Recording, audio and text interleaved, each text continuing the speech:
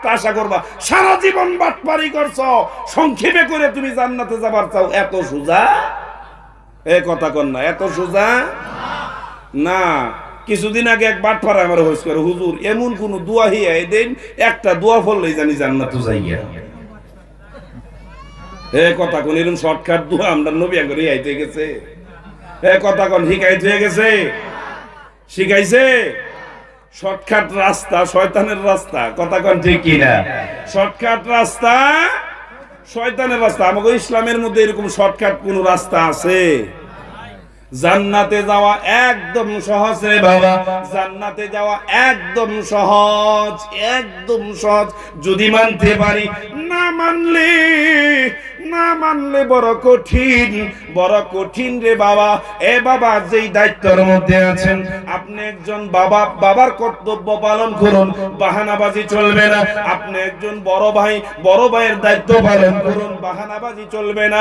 আপনি একজন স্বামী, স্বামী স্ত্রীর প্রতি করণীয় কর্তব্য পালন করুন, বাহানাবাজি চলবে না। আপনি একজন শিক্ষক, ছাত্রদের প্রতি করণীয় হক আপনি মাথা মারতে হবে, বাহানাবাজি চলবে না।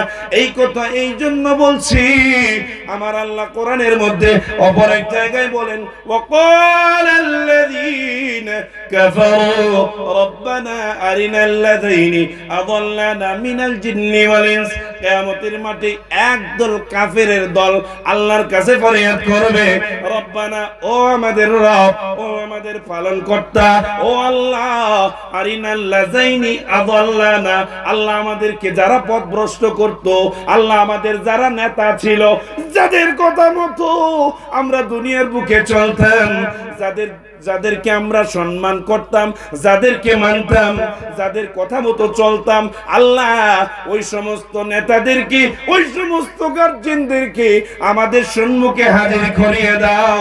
তাদেরকে আমরা পদদলিত করতে চাই, তাদেরকে আমরা বুকের মধ্যে পাড়া দিয়ে জাহান্নামে যেতে চাই। জোরে কন্যা আউযুবিল্লাহ।